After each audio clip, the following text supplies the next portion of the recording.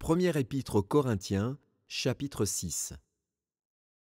L'un d'entre vous, lorsqu'il a un différend avec un autre, ose-t-il plaider devant les injustes et non devant les saints?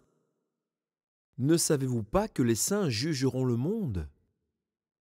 Et si c'est par vous que le monde est jugé, êtes-vous indigne de rendre les moindres jugements? Ne savez-vous pas que nous jugerons les anges? Et nous ne jugerions pas, à plus forte raison, les choses de cette vie? Si donc vous avez des différends pour les choses de cette vie, ce sont des gens dont l'Église ne fait aucun cas que vous prenez pour juges? Je le dis à votre honte.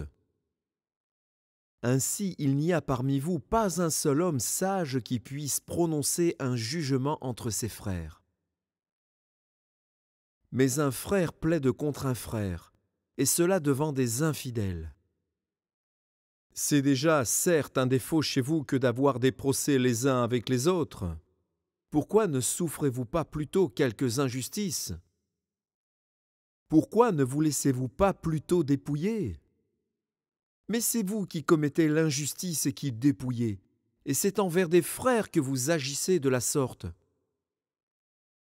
Ne savez-vous pas que les injustes n'hériteront point le royaume de Dieu? Ne vous y trompez pas. Ni les débauchés, ni les idolâtres, ni les adultères, ni les efféminés, ni les homosexuels, ni les voleurs, ni les cupides, ni les ivrognes, ni les outrageux, ni les ravisseurs n'hériteront le royaume de Dieu. Et c'est là ce que vous étiez, quelques-uns d'entre vous.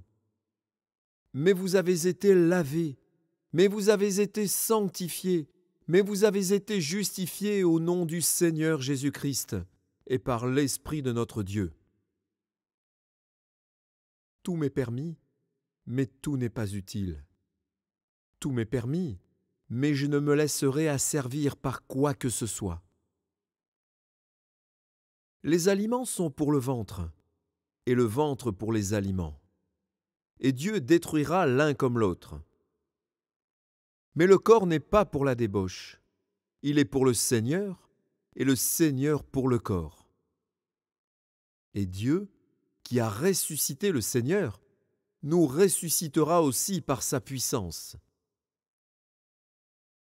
Ne savez-vous pas que vos corps sont des membres de Christ? Prendrais-je donc les membres de Christ pour en faire les membres d'une prostituée? Loin de là. Ne savez-vous pas que celui qui s'attache à la prostituée est un seul corps avec elle? Car, est-il dit, les deux deviendront une seule chair. Mais celui qui s'attache au Seigneur est avec lui un seul esprit. Fuyez la débauche. Quelques autres péchés qu'un homme commette, ce péché est hors du corps. Mais celui qui se livre à la débauche pêche contre son propre corps. Ne savez-vous pas que votre corps est le temple du Saint-Esprit qui est en vous, que vous avez reçu de Dieu, et que vous ne vous appartenez point à vous-même?